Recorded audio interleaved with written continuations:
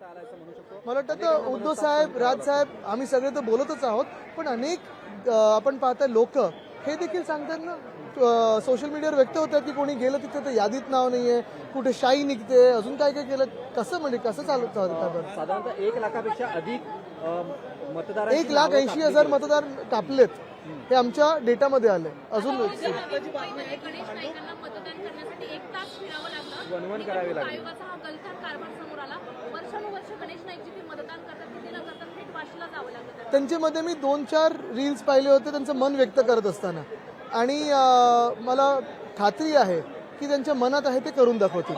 पांडुके ते 2 उमेदवार आहेत, ते आमने-सामने आलेले आहेत. एक तुमच्या शिवसेनेचे आहे आणि एक एकनाथ शिंदेचे आहे. दोन्हीही दुसरी शहासेना आहे, शिवसेना म्हणू नका त्यांना. आपण दोन्हीही उमेदवार आहेत, ते आमने-सामने आलेले आहेत. ठीक आहे, तर माहिती घेऊन बोलतो. बघा काय अनेक ठिकाणी बाचाबाची होते.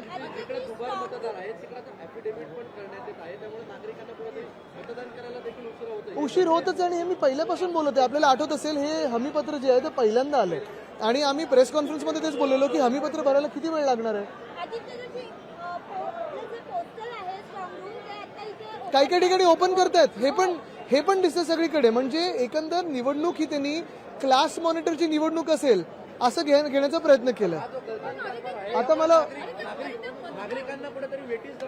100% जर तुम्ही माझा संविधानिक अधिकार जो आहे, माझा मतदानाचा जो अधिकार आहे, तो जर माझ्यावर हिरावून घेत असाल तर तुम्ही मग संविधानिक संस्था कसे? अनेक असे मतदार आहेत ज्यांना मतदानाची रिसीट मिळाले, मात्र मतदान यादीमध्ये त्यांचं तिथे नाव पोहोचल्यानंतर नाव नाहीये त्यांचं, असं पण चाललंय. नागरिकांची नावं जी आहे ती स्कॅन केल्यानंतर परप्रांतीय नावं दिसून येत आहेत असं देखील काही काही पण दिसले ना की पुरुषाचे नाव आणि महिलेचा चेहरा हे पण दिसले. म्हणजे एक बिचारी मी पाहिलं, काका त्यांचा व्हिडिओ आलाय, ते गेले मतदानाला आणि महिलेचा चेहरा होता तिथे, म्हणून मतदान नाही करू दिले. ठिकाणी निवडणूक अधिकारी देखील भाजपचा प्रचार करतात. आज तुम्ही पाहिलं असेल, आमचे सचिन पाटील जे उमेदवार आहेत त्यांनी देखील पकडलेलं आहे.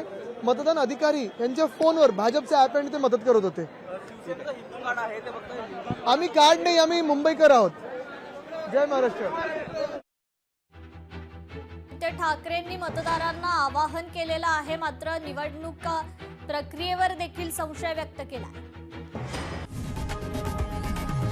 लोकशाही मराठी ऐका, पहा, जागरूक रहा.